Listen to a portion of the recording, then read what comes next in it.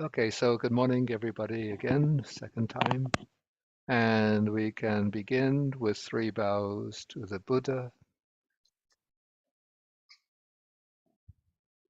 One. Yeah, please, everybody should mute their mics. Please mute your microphones. 2, 3.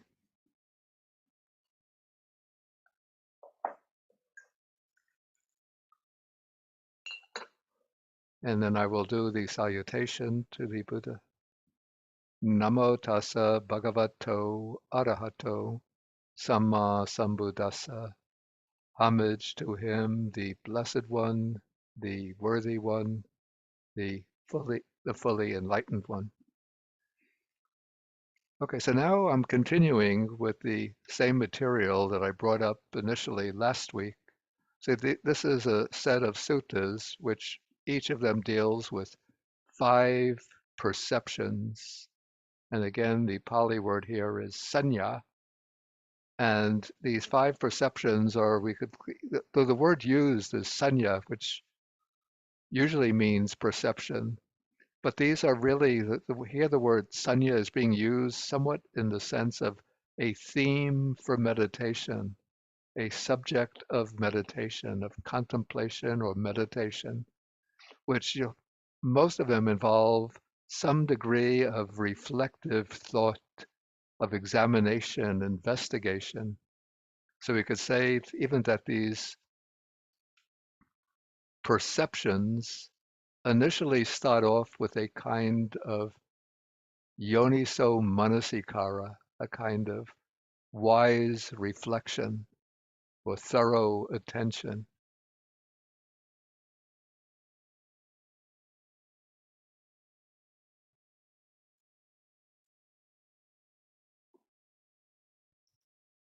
Yeah, I can't get diacritics with this PDF typewriter, so I use NY. It's the N's with the little wiggle on top and the long A. So these are perceptions, themes for reflection and contemplation, which perhaps the word sanya is used because when these are developed repeatedly and systematically cultivated, they become so vivid, so lucid, and so penetrative that it's just like they are visual perceptions. But they begin, it requires a certain, though this term is not used in these suttas, but it starts off with a certain amount of, call this yoniso manasikara, thorough attention, wise reflection, methodical examination. Okay, and so we have various sets of 5. Each sutta lays out a set of 5. And last week, I only had time to explain the first set. So here we have the perception of unattractiveness, which means the perception of the unattractive or the inherently unbeautiful nature of the physical body. And it's proposed generally as an antidote to sensual desire, particularly sexual lust. Then comes the perception of death. So this is the systematic meditation or contemplation, calling to mind the inevitability of our death and the uncertainty of the time of death, uncertainty about the arrival of death, in order to give, I would say that this induces a sense of samvega. So let me get a note file.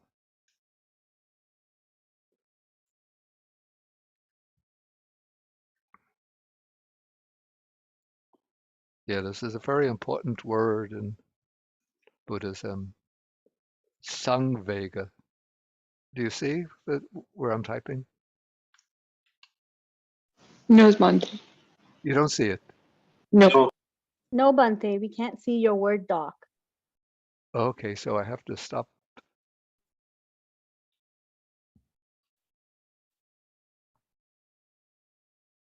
Do you see it now? Yes. Yes, we Okay. can. And let's make sure that you could also see the primary text. Do Yep. you see the Yes. PDF? Okay, Yep, we do. okay, Thank good. you, Bhante. Okay, so this word Sangvega, it's very difficult to find a single English word that captures the meaning. So in my translation, I use, what do I use? I think a sense of urgency. So this is when you reflect on the inevitability of death, the uncertainty of the time of death, then it sort of creates a kind of agitation in the mind. But this we could call it a wholesome agitation, an agitation that points you in the direction of practice aimed at liberation.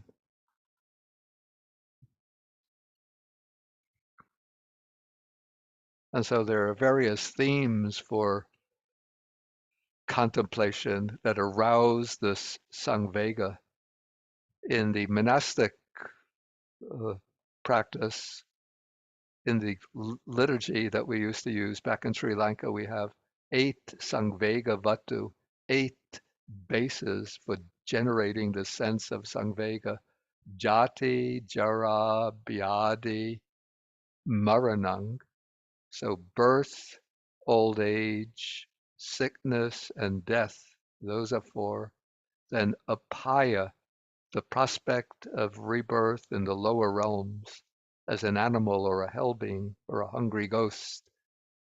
Atita mulaka vata dukkang, the suffering that we've experienced as we've revolved in samsara throughout the past, through the beginningless past. Anagata vata mulakang dukkang, the suffering that may lie ahead for us if we continue to revolve in samsara in the future.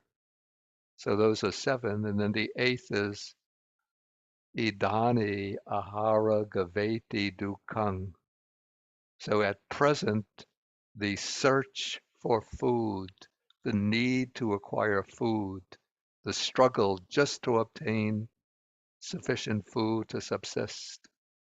So those are the 8 themes for generating the sense of urgency, for generating the Sangvega.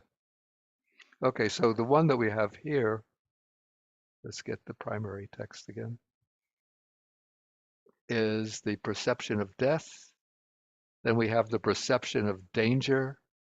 Actually, I explained this last week. So we have the dangers and the different illnesses that can afflict the body, the perception of the repulsiveness of food, and then the perception of non-delight in the entire world. So I went through these perceptions last week, and it said that these perceptions, when developed and cultivated, are of great fruit and benefit, that they culminate in the deathless, that they have the deathless as their consummation. And what is meant by the deathless, the amata dhatu, is nibbana. So when you develop these 5 contemplations, they bring a sense of disenchantment with the world, the kind of turning away from indulgence in worldly enjoyment, and they direct the mind towards that state which is free from all of the suffering and affliction of worldly life, that is, towards the deathless, towards nibbana. And then when they're developed to the ultimate peak, eventually they have to lead to the development of insight, contemplation of the impermanent suffering and non-self, and then that brings the attainment of the world transcending, the lokuttara paths and fruit, and finally they bring fulfillment with the attainment of the deathless nibbana. So last week we went through these first 5 contemplations. Now we come to the second sutta in the series, number 62. So again, we have 5 perceptions, 5 themes for contemplation that culminate in the deathless and have the deathless as their consummation.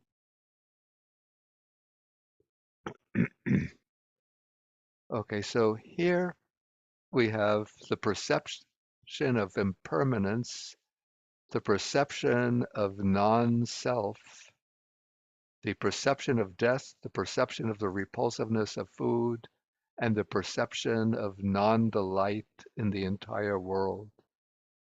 So if we go to the table that I had prepared,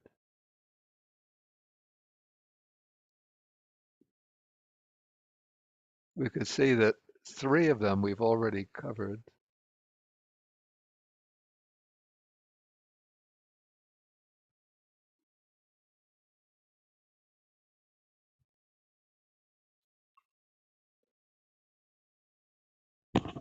Yeah, if you remember the color code, this kind of gold color indicates those that occur 4 times. And so we've already had the perception of death, the perception of repulsiveness of food, the perception of non-delight. So we have 2 new ones here, impermanence and non-self, which I'm going to, okay, maybe we'll do this briefly here, and then later we'll take it up again when we come to number 72, in which we get the 3 standard themes for contemplation of the 3 standard themes for the insight contemplation.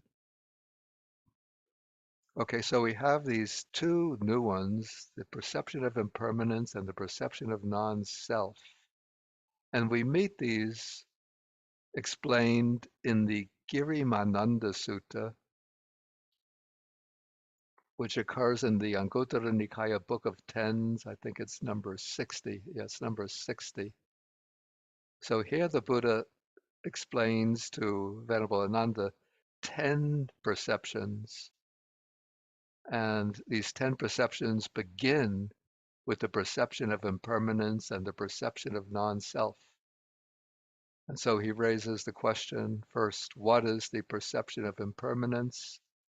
And then he says here, a monk having gone to the forest or a foot of a tree and so on, reflects thus form, this material form, physical form. In other words, the body is impermanent, feeling is impermanent, perception is impermanent, volitional activities are impermanent, consciousness is impermanent. So we know those are the 5 khandha, the 5 aggregates. And so the Buddha says, thus he dwells contemplating impermanence in the 5 aggregates subject to clinging. And what's interesting here is that in explaining the word perception, the Buddha, or the text, uses the word contemplating. So to get this perception, what you have to do is to contemplate, which means to examine, to investigate the 5 aggregates by way of the characteristic of impermanence. And what is the characteristic of impermanence? The way it's explained in the suttas, or I think it's actually the commentaries, the mark of impermanence is explained as having the nature of arising and vanishing, or the nature of vanishing after having existed. So in other words, things come into existence, they arise, they stand or exist for a certain duration of time, ultimately a very, very short duration of time, and then they pass away or vanish. And so that applies to all of the 5 aggregates. So to contemplate the 5 aggregates as impermanent, usually we have to settle the mind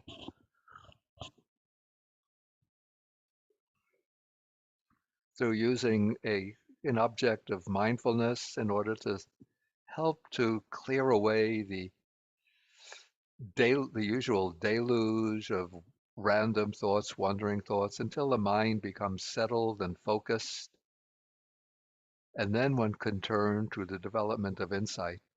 In my opinion, it's not necessary to bring the mind to the level of jhana absorption, but just as long as the mind is sufficiently settled and focused that it can be used as a tool um, for sustaining the attention on an object without being knocked away or deflected by random or wandering thoughts.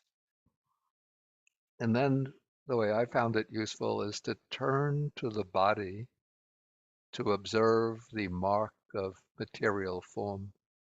And so one first observes, goes through the body again and again to bring to mind, to sort of clarify the characteristic of rupa, of material form, seeing the materiality of the body.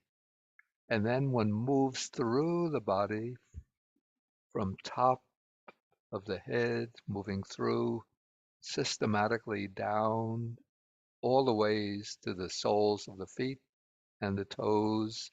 And then as one does this repeatedly, as the mind becomes more and more subtle, more and more attuned to the actual physical processes, one starts to see how the bodily form, the materiality of the body is always arising and passing away, that there's nothing stable, solid, or lasting within the body.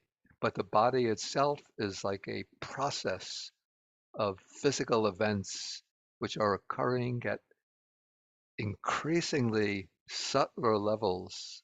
So the way I've tried to designate these levels, I would call it the cellular level, the molecular level, the atomic level, and the subatomic level. So depending on the degree of the strength of the mindfulness and the concentration, one can tune into the impermanence of material phenomena at these different levels. So the coarsest level, it seems that one is perceiving the processes in the cells just arising and passing away. And as the samadhi strengthens, it seems that one is perceiving even the molecules that make up the body arising and passing. And at the next level, it seems one is perceiving the atomic constituents of the body arising and passing away. And then when you get to a still stronger level, it seems one is experiencing even like the subatomic particles of the body arising and passing away. So in that way, you get to the perception of form as impermanent. And once you get a clear perception of the impermanence of form, then one could focus in on feeling. First, being able to identify the feeling, whether pleasant, painful, neutral feeling.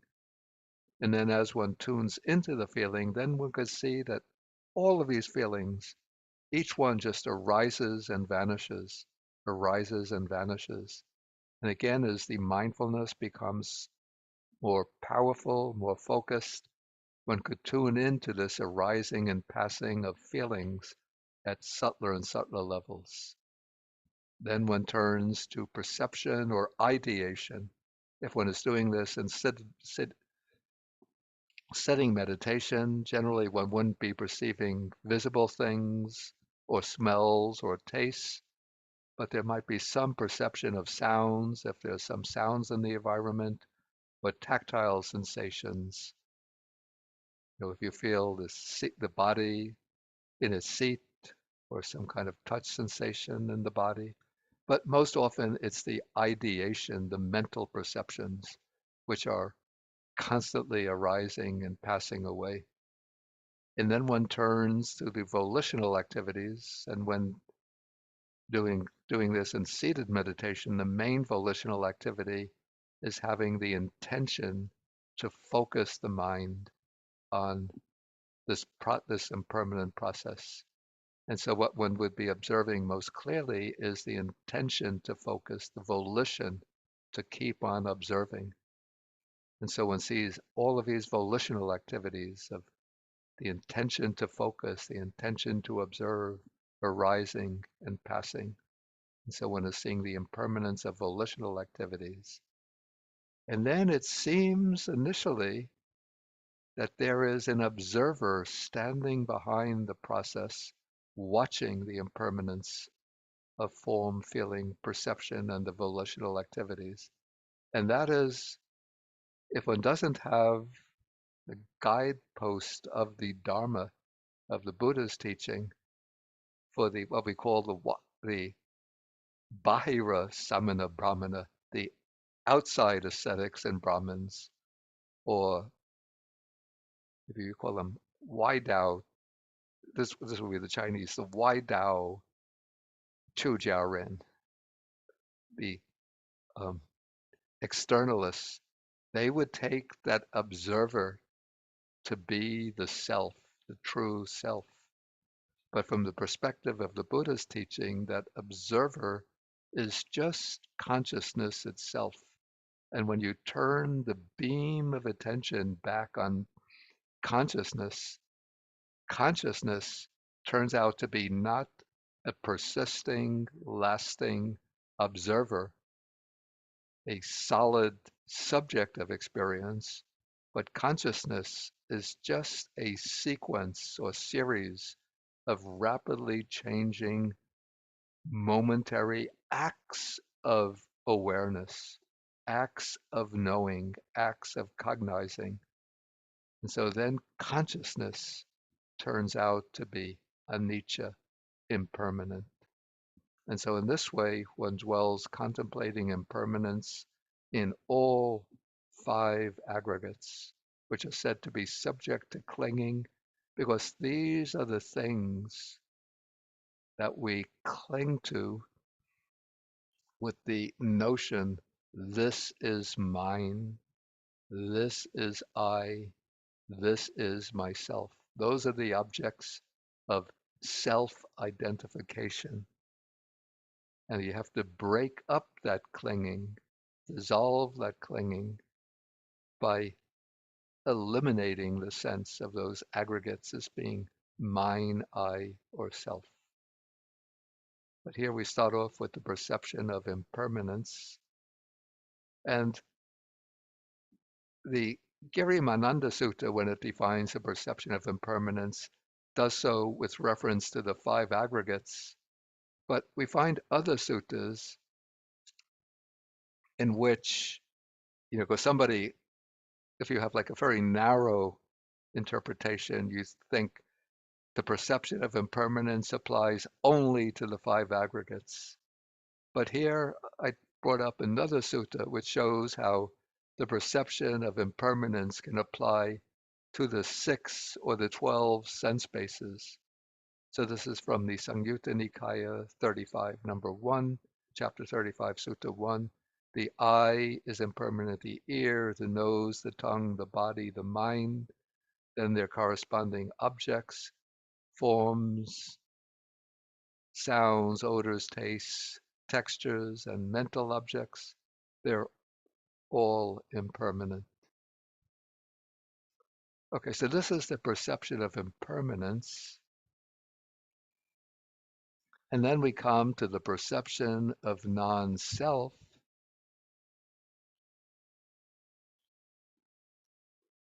So here the Buddha, again, he raises the question, what is the perception of non-self? And so then here's the monk gone to the forest and so forth. And then he reflects. Interestingly, the sutta uses the word patisanchikati, which means that there's some kind of intellectual activity going on, conceptual activity. So it's not like a pure non-conceptual perception, but it is a reflective activity. So one reflects the I is non-self, forms are non-self, the ear is non-self. Yeah, it's actually, these are the 6 pairs of internal and external sense bases. The eye and forms are non-self, the ear and sounds are non-self, the nose and odors are non-self, the tongue and tastes are non-self, the body and tactile objects are non-self. And then the mind and mental phenomena are non-self, and so one dwells contemplating non-self in the six inner and external sense bases. So that is the perception of non-self. And just to make it clear that the perception of non-self doesn't apply only to the six pairs of sense bases, but also to the five aggregates, I took another sutta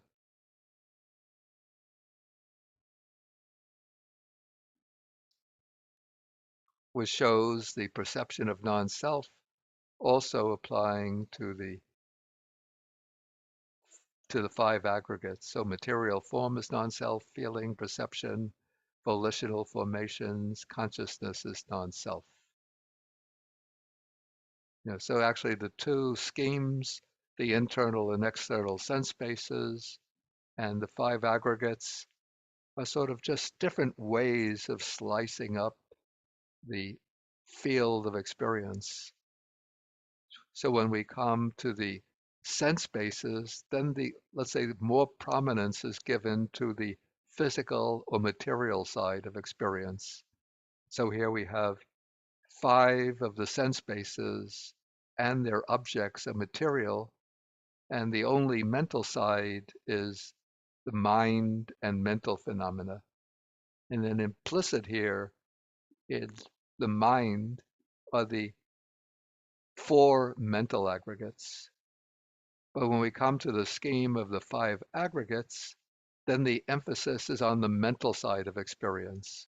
So here, all physical phenomena are comprised within the first aggregate, the aggregate of material form, and then the mental phenomena are divided up by way of four aggregates: feeling, perception, volitional formations or volitions, and consciousness.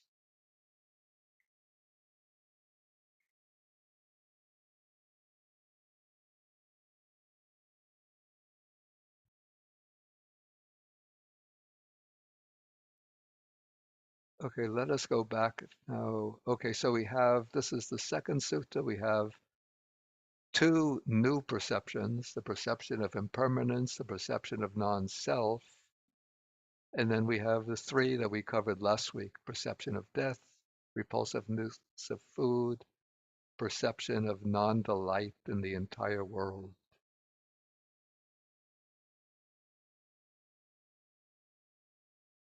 It seems a little bit strange the way the suttas have been organized here, almost as though they put the numbers into a little cup and then they shuck the cup and then spill the contents out onto the table and then pick the numbers at random, because we have two suttas here on the five perceptions. Then we have some suttas on other themes, completely different themes. And then finally, with 69, we come back to, actually, these are not called, yeah, actually, they're not called perceptions, but they function like perceptions. Okay, so we have five things, I think the word uses Dhamma, that when repeated, when cultivated, when developed and cultivated, lead exclusively to disenchantment, dispassion, cessation, peace, direct knowledge, enlightenment, and nibbana. Let's look at the table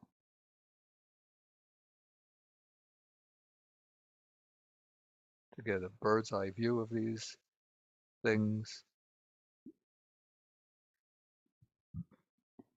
Yeah, these five are now going to carry through from sutta number 69, and then they'll reappear in sutta number 70, and then again in sutta number 71. So what are these things? Here we have more explicitly, it said, contemplating the unattractiveness of the body. Yeah, the Pali word here is Asuba, and I think actually it's the full.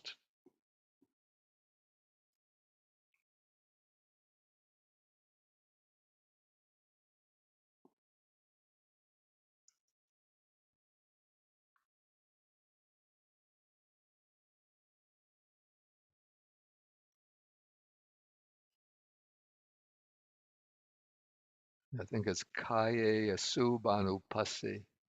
So anupasi is contemplating. Kaye is in the body, in relation to the body. And then it's the word asuba that I've translated as unattractiveness. Literally, it means non-beautiful. And this is done, as I explained last week, by investigating, examining the body by way of a list of 32 constituents, which include tissues, organs, and bodily fluids.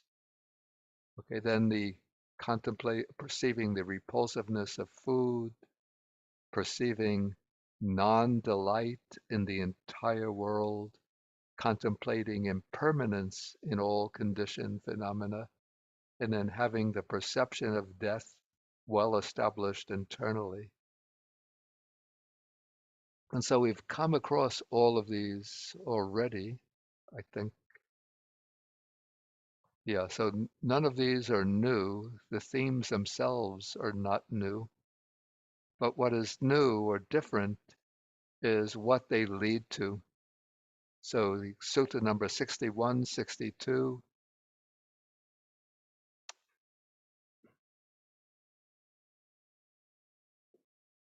says that they culminate in the deathless, they have the deathless as their consummation.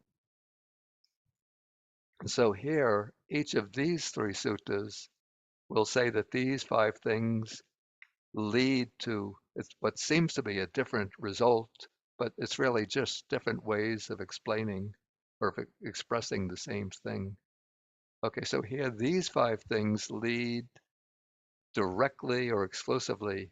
Here we have the series of terms.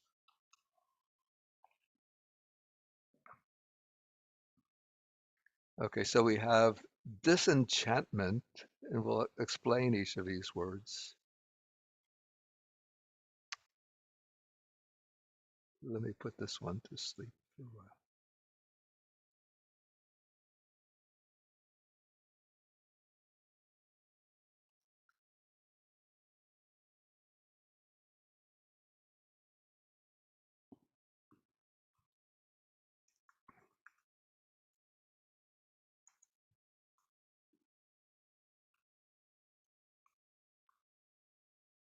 Okay, so first we have the word that I translate as disenchantment.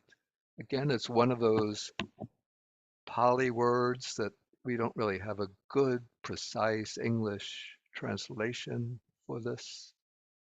It seems to me that the word is originally derived from a prefix near, and we have a verbal root vid, which can mean to know or to find. And so I think in Sanskrit it becomes near vid. But what happens in Pali, when you get an RV combination, it turns into a double B. So it becomes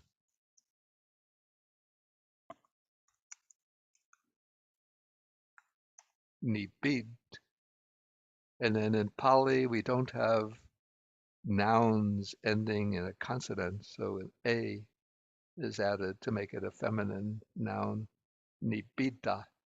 So literally the sense seems to be finding out or discovering, but it takes on an extended meaning as it's used in the text to mean a kind of turning away from the things with which one has been fascinated or enthralled.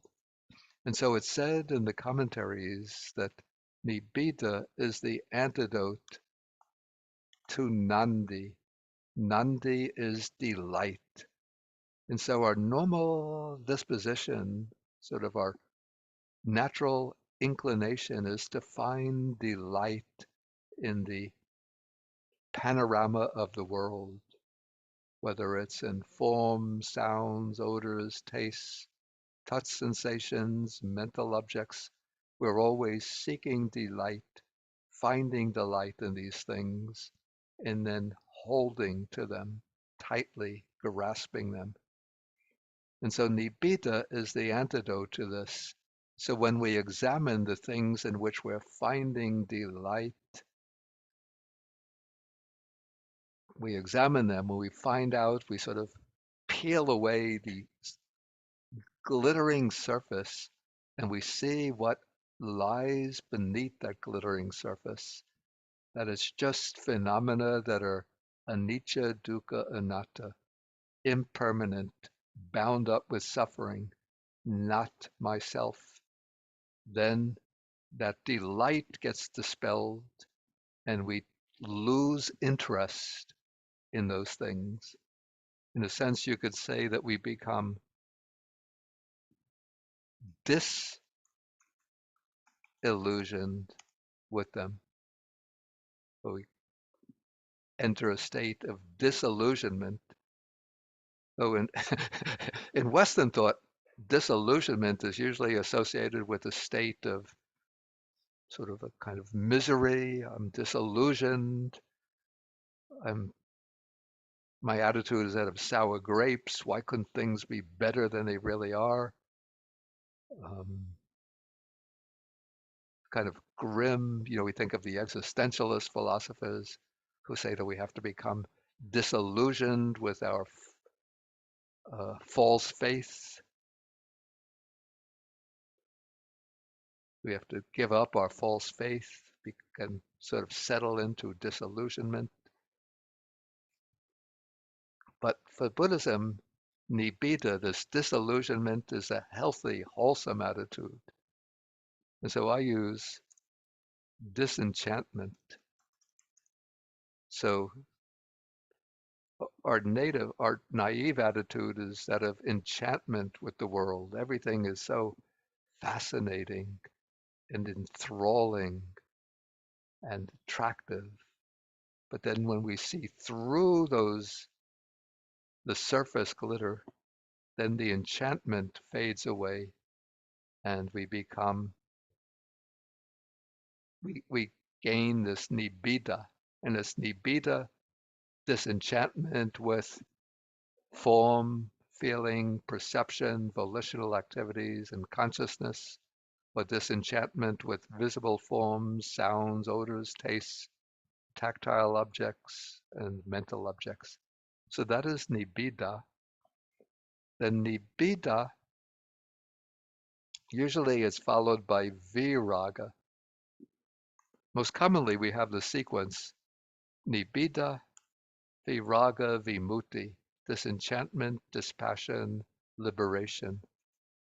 So then comes viraga, which is the absence of V. V means removing. And raga, raga we usually translate as lust, but lust maybe has too narrow a meaning. Because lust usually suggests sexual lust. But raga here is very broad, maybe you could say attachment, even craving. In fact, it's identified with craving, with tanha. And so V is the removal of craving, the removal of attachment. So I render it as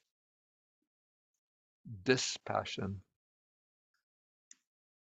the ending of this passionate attachment to things. And then normally, in the usual sequence, it's followed by vimutti, which is liberation, the liberation of the mind from all of the bonds and fetters. Okay, but in this sutta, we go from nibbida, disenchantment, to dispassion, then to cessation.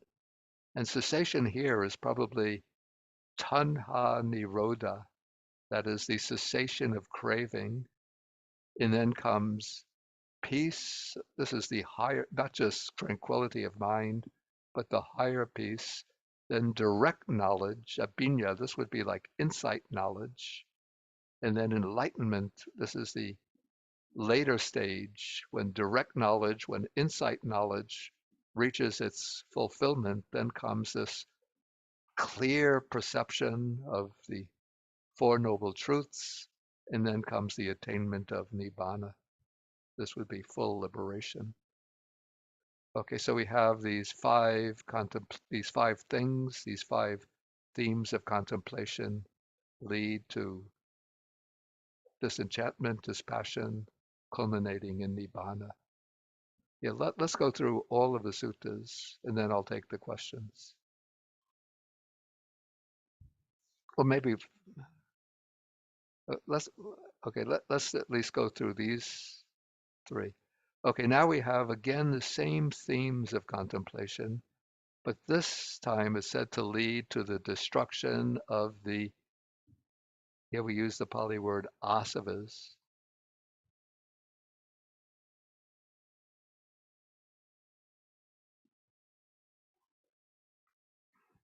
So the goal here is asava, kaya, the destruction of the asavas. And what are the asavas? First, the word asava itself, it comes from a prefix a plus the verb savati, which means to flow. And the prefix a usually gives a sense of inward. So the asavas are things that flow inward, though some interpreters take asava to be things that flow outward. It could be taken either way. And so the oldest texts speak of three asavas: Kam asava, Bhav asava. Let's get them all together.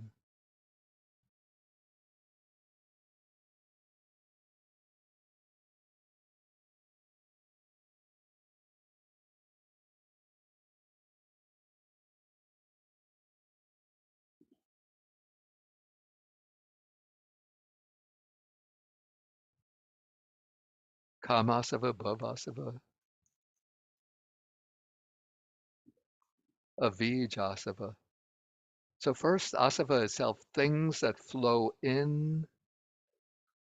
I can see this as things that flow into our conscious awareness, coming up from the deepest strata of the mind.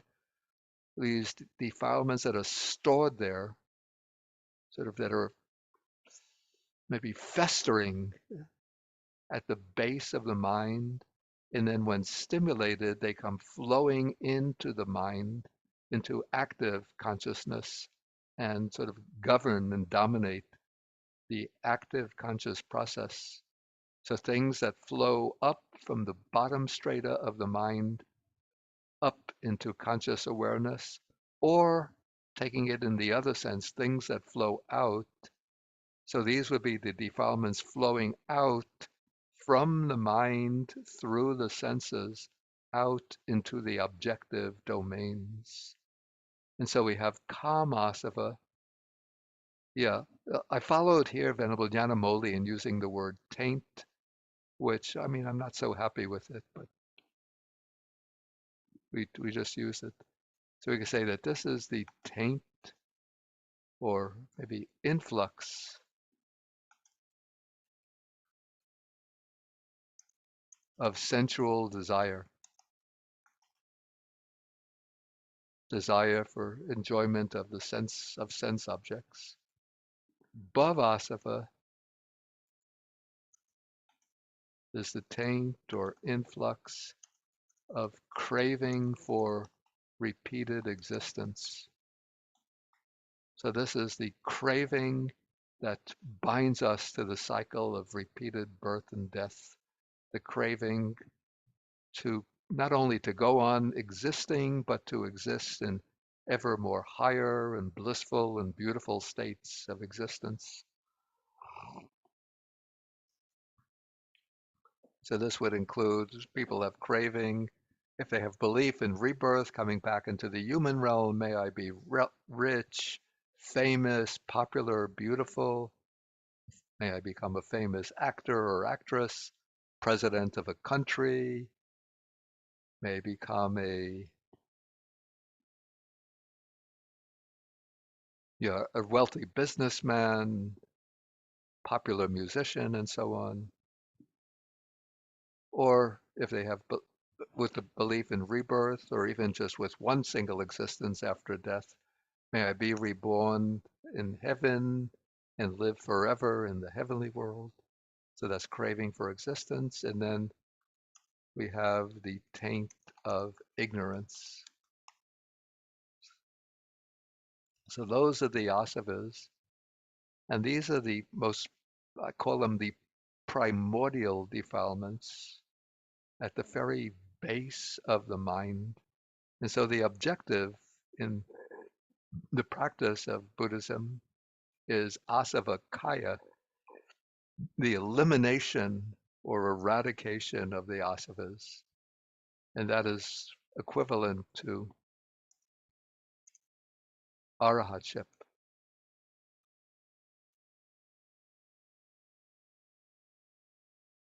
So that is the mark of the arhat, is one who has destroyed the asavas. And so the arahat is also called kīna. So kīna is the past participle related to the noun kaya. One whose asavas have been destroyed is an arahat. Okay, so these 5 themes lead to the destruction of the asavas.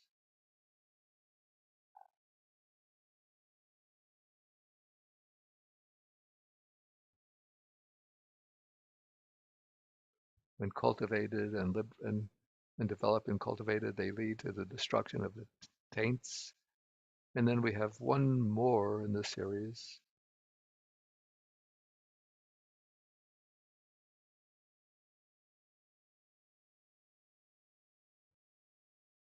Okay, these 5 things, it's the same 5 things, when developed and cultivated, have liberation of mind as their fruit, or fruit and benefit, liberation by wisdom,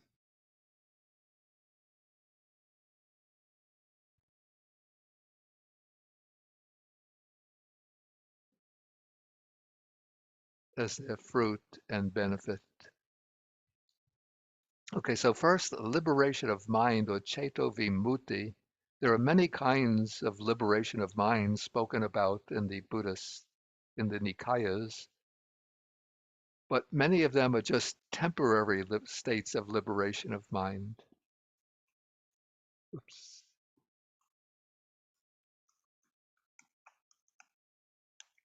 For example, we have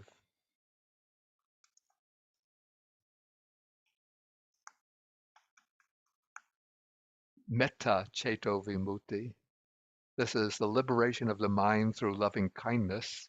So when you develop loving kindness methodically, particularly when you get to the level of jhana concentration through loving kindness, then the mind becomes liberated from the 5 hindrances. But that liberation is only temporary. It's not a full final liberation. Again, we have something called the akinchanya.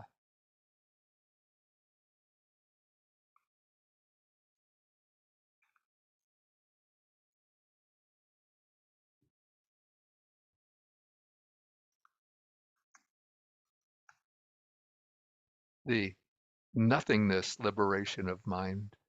So this is when you develop the formless meditative absorptions up to the sphere of nothingness, the 3rd level of the formless absorptions.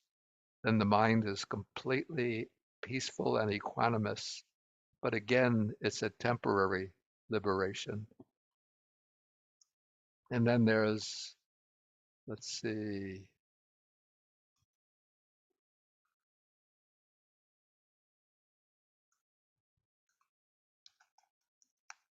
sunyata. This is the emptiness liberation of mind.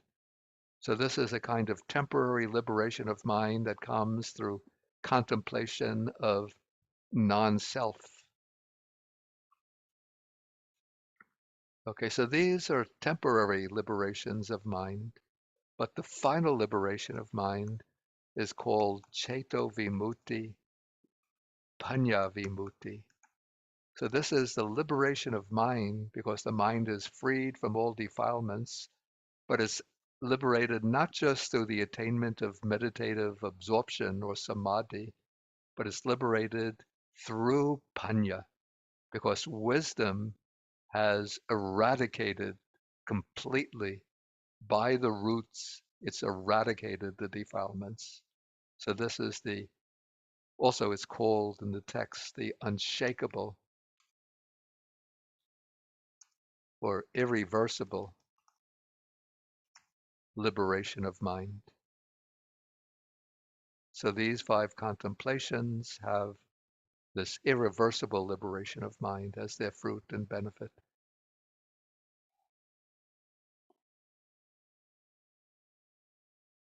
Okay, we just have one more. Let's just see if we could fit that in.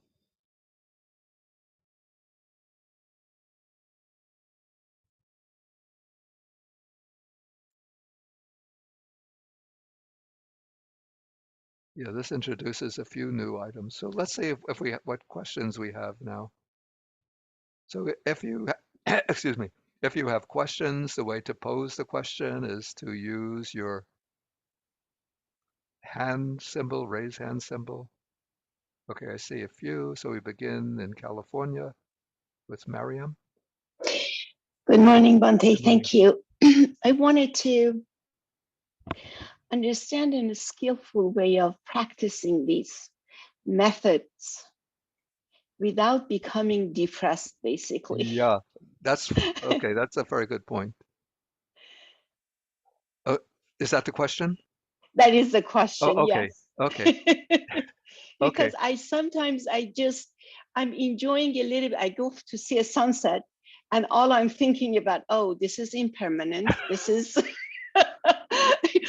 so why bother kind of a thing. So I'm trying to draw a line and have a skillful, healthy way of practicing it. Okay. Okay. I understand the question completely. Yeah. What I would say, first of all, that these different perceptions that are laid out here, particularly the one about unattractiveness of the body, death, danger, repulsiveness of food, non-delight in the world, I'd say that these are not to be recommended for everybody. It depends on the temperament of the person.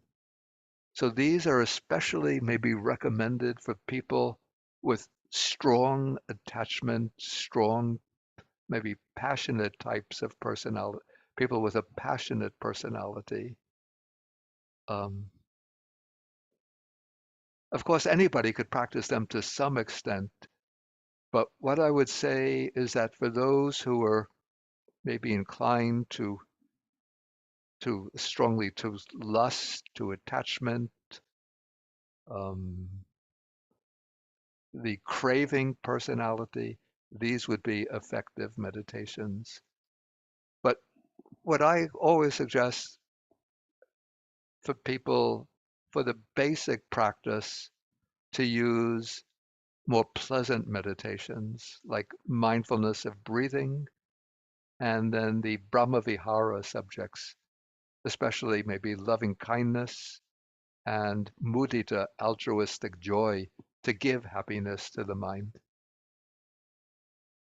So if you find the mind bubbling over with too much joy and happiness, then it will be useful to do a little bit of these contemplations.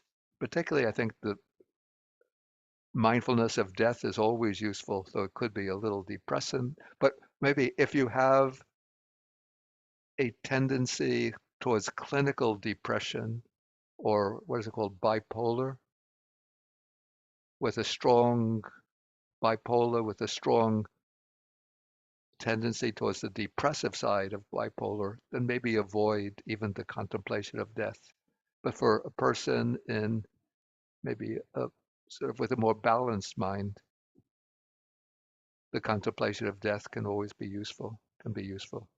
But generally, I suggest for people to do the more simpler, more basic meditations of mindfulness of breathing and metta, loving kindness, and then to temper that a little bit of reflection on death.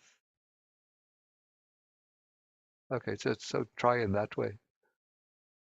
Thank you, Bhante. Okay, so now, okay, so next on the hand raise is Gita. Thank you, Bhante Bodhi, for all your tireless teachings. We're so fortunate to have you around. Thank you. We don't, Sadhu. Bhante, I have a question. yeah. On the Panya Vimutti, unshakable liberation of mind, this is also a temporary state, I take it, because unless you're an arahant, you can access it anytime once you're an arahant because you're fully awakened. But for everybody else, could they even have a possibility of touching the state and then coming back? Or how does it work? No. As the way that expression is used in the text, Cheto Vimutti, Panya Vimutti, it's equivalent to our Arhatship. Okay, so it's only accessible to the arahants. Exactly. Okay, perfect. Thank you, Bhante. I agree with Miriam. It can be totally depressing. Thank you, Bhante. Sorry. And maybe it's also another good thing to uplift the mind. I mentioned mindfulness of breathing, loving kindness meditation, also recollection of the Buddha or of the three jewels, Buddha, Dhamma, Sangha, also useful for uplifting the mind. Yeah, I tend to find it also in my own experience. I mean, I have to confess, I do these meditations from time to time, but I like to uplift the mind rather than to push it down. Okay, so Heinz is next. Yeah, good morning, Bhante. Good morning. Along similar lines, the expression non-delight in the entire world, any chance that also could be rendered disenchantment, dispassion, or are you, when you translate, making a clear distinction between translating certain items as disenchantment and others as non-delight? Yeah. Because just as a background, I mean, we're taking delight in the Dhamma, we're taking delight in meditation, certain jhana states. So there is delight in the world, even for a very, a solid practitioner. Yeah. Okay. Actually, there are several questions there. First, as far as the translation goes, since the word here is a different word, this is unabhirati. So abhirati is like a delight. And so is the negation, so non-delight. So I keep that distinct from nibbida, which I render as disenchantment, and viraga, which I render as dispassion. So I don't want to mix them up, though I say that there's an overlap between non-delight and disenchantment. And as far as the second part of your question, I say probably this is intended to turn the mind away from its fascination with the world through a more conceptual reflection on things that bring danger and misery within the world, whereas the disenchantment nibbida is usually following the contemplation of impermanence, suffering, and non-self. Yeah. So but I think definitely I'd say it's part of the way of turning away from the fascination with the world. The mind seeks some kind of pleasure or delight. So gaining delight in things connected with the Dharma is a positive practice, not something to be dismissed or neglected. So one tries on the positive side to gain delight, things that bring a positive upliftment to the mind, whether certain meditation subjects or study of the Dhamma when it becomes uplifting, or associating with good friends. Exactly. Those are things that bring unique. Okay, thank you. Yeah. Okay, next is Samangi. Yes, Bhante.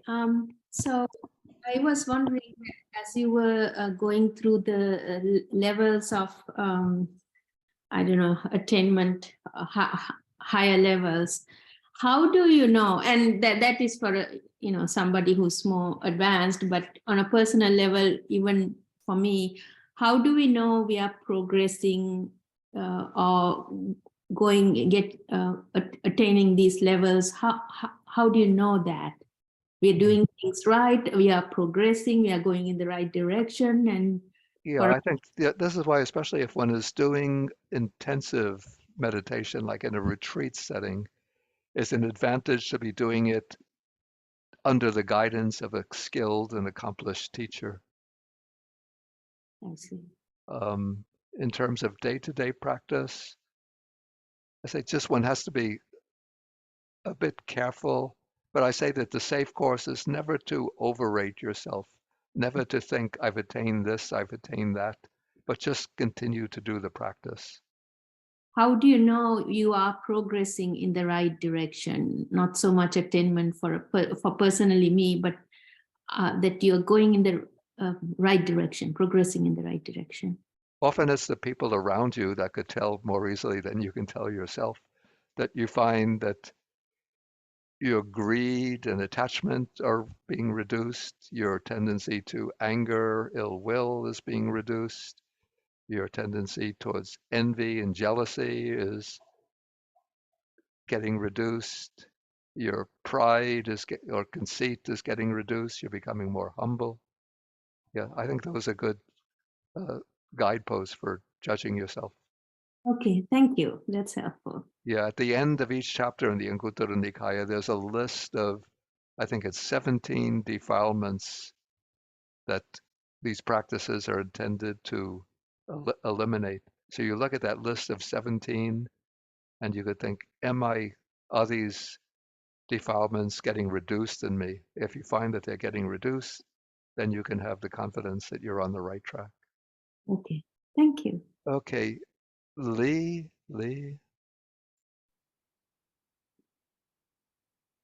Thank you, Bhante. Thank you for doing this. You had mentioned going to the commentaries, and I've seen Bhikkhu Nanamali state that the Visuddhimagga was not helpful, but to stick to the canon. And I was Who said this? Nanamali. Nanamali, I don't know. Nyanyamuli. Some Nyanamoli? Yeah, Nanamoli. I think, yeah, we have to recognize first that the commentaries, that they come from a later period. And so they represent what I would call the developed standpoint of the Theravada tradition after few hundred years of development. So I find them, let's say, when I can find points clarified within the canonical texts themselves, then I would go to the canonical texts. But the commentaries are helpful for clarifying the meaning of terms that are sometimes obscure within the canonical texts themselves. As far as doctrinal interpretations, also they're sometimes helpful, and they bring out, I say that a lot of the material in the commentaries is based on the experiences of successive generations of practitioners, especially monks. So I wouldn't dismiss them out of hand and say, don't pay any attention to them, just disregard them completely. But you also have to recognize that they're the product of maybe several hundred years of interpretation, of development and interpretation. Okay, we'll have to move on in the question. So next is, I think this is Venerable Panyadipa. Okay, thank you so much, Bhante, for your great teachings. Just I have questions about some contemplations, because I used to follow some of the forest traditions. Yeah. And they're mentioning about, I mean, when you talk about impermanence and the contemplation of consciousness, you see. So, but somewhat there are some instructions, in the traditions that talking you to divert yourself to this universal consciousness, the pure awareness of pure consciousness. Yeah. That they conceive it or perceive it as non-changing. So do you think, like, I just wondered whether this is a correct practice? Yeah, I've seen this coming from some of the teachers in the Thai forest tradition, particularly Achan Mahabor speaks about the cheetah as the deathless. Whether it's because of they are not using the correct word for something that's pretty much unfavorable, indescribable. Yeah, I haven't seen any support for that idea of cheetah as deathless or the cheetah as something separate from the five aggregates. Right. But it doesn't mean that I'm questioning their attainment. It's possible that they've truly reached high levels of attainment, but they're using their own kind of language to express it. You're overcap. Huh? Yeah. Another thing is I'm not sure whether I can ask another question. It's like talking about the non-self, right? I mean, because referring to some like Heart Sutra, it says emptiness of form and all five aggregates. Yeah. But that emptiness is somewhat like there's no self persisting entity there. It's not really like personalization. That's what the early Buddhism or Pali canons indicates. So do you think that they will come consummate in the same effect? Wait, say, I didn't quite catch the question. It's like if you really look into the Heart Sutra, for example, right, and all the Panya Paramita Sutras, it talk about the emptiness of forms, emptiness of the other four aggregates, right? Yeah. So this emptiness precisely is not something like the non-self, like what we understood as not to personalize it, not to own it, right? Yeah. It's more like there is no self-existing entity. Right. Okay. Now I sort of for philosophical understanding of that. Exactly. Yeah. Exactly. Do you think that this would be culminating into the same effect as when you're practicing like non-self? I think it has. Yeah. I think the emphasis is different there. Right. Sort of in early Buddhism, sort of the problem that the Buddha is facing is the tendency to identify. To identify with one or another or the combination of the five aggregates as being the I self, the ego self. Right. Whereas it seems that the point in the Prajnaparamita or the Heart Sutra is the idea that there's any kind of substantial essence in the. So there's a difference in emphasis there. It's something like a very objectified kind of entity, not something like. It seems. So I'm not sure whether this would be like, I mean, according to them, this is like emptiness of Dhamma, right? That means beyond the grasping of Dhamma. So I'm not sure whether it's an advanced form of practice or it's basically just trying to philosophize the whole thing, the whole practice. Yeah, that I'm not able to say. Certainly it has like a more, say, philosophical slant to it, whereas the early teaching is somewhat more psychological in its orientation. All right, thank you. Okay, maybe we just have one or two time for questions. So Philip is next. Thank you so much, Bhante. Yeah, so actually last night I was listening to a talk by Ajahn Chah on samadhi, and in his talk he was talking about how samadhi can be beneficial, but it can also be a hindrance. Yeah. And so I connected that. He specifically was referring to arahants who get attached to that the formless absorptions, and might take some of those levels of samadhi for being nibbana, and so I connected that to the bhavasava that you referred to before, because I've noticed in myself how it's quite easy to replace, one thinks that, oh, if I just replace this craving for something more wholesome, Yeah. and then that can, Yeah, but please, it's really just, you're just exchanging one attachment for another, even if it is, maybe a more wholesome okay. So attachment. what is the question? Yes. So the question was,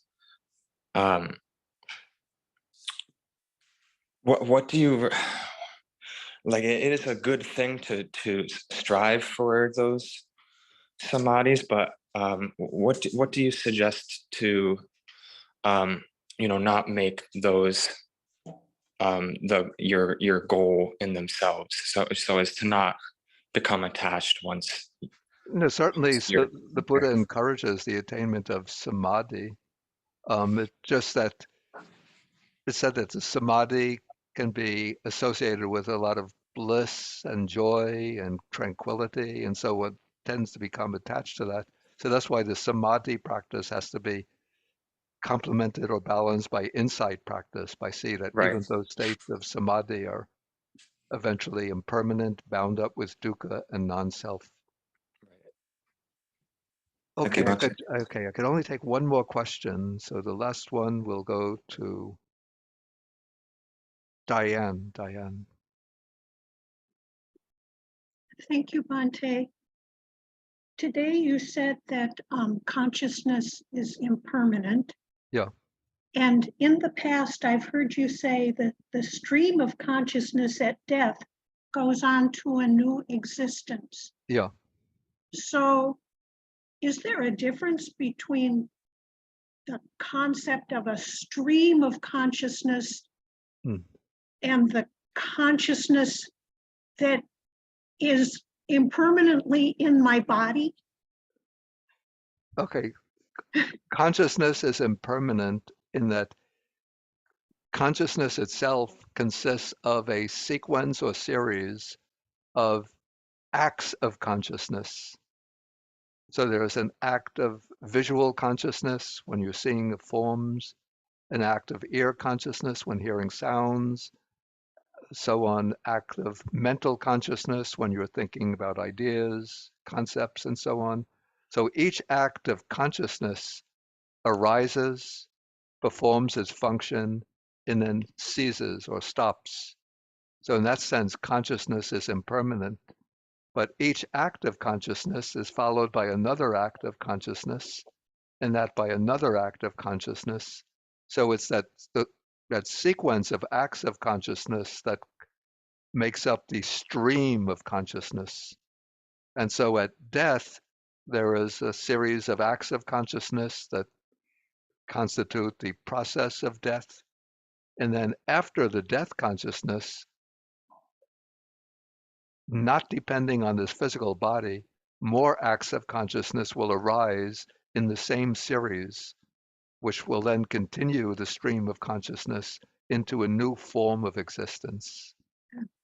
Whether it's a human being, a celestial being, a ghostly being, whatever, depending on the karma. So your consciousness is in a state of flux all the time. Yeah. Yeah. Thank you, Bhante.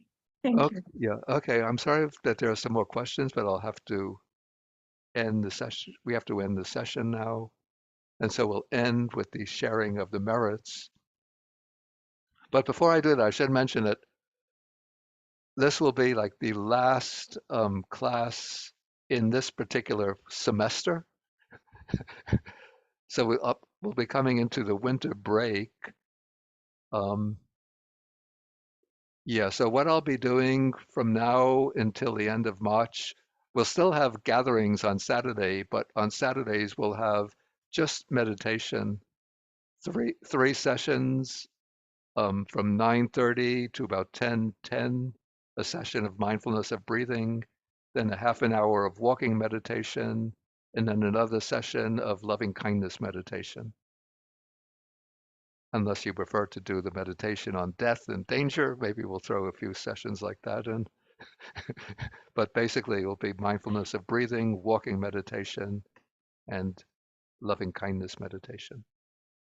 Okay, so let me do the sharing of the merits.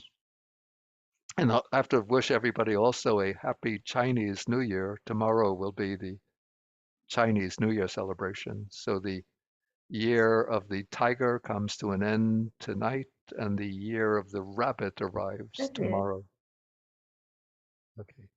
So akasa ta jabuma ta deva naga mahidika punyantang anumoditva chirang ragantu sasanang. Akasa ta jabuma ta deva naga mahidika punyantang anumoditva chirang ragantu desanang. Akasa ta jabuma ta deva naga mahidika punyantang anumoditva chirang ragantu mang parang.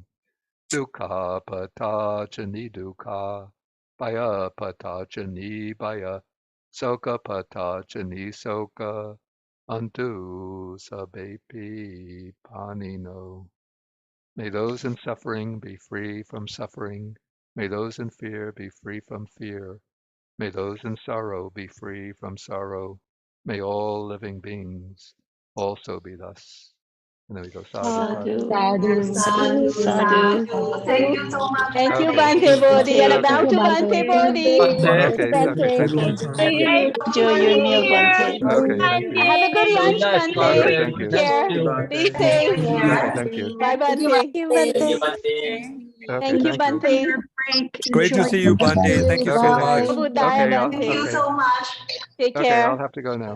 Happy healthy. Okay, Happy New Year, everybody. Happy New Year.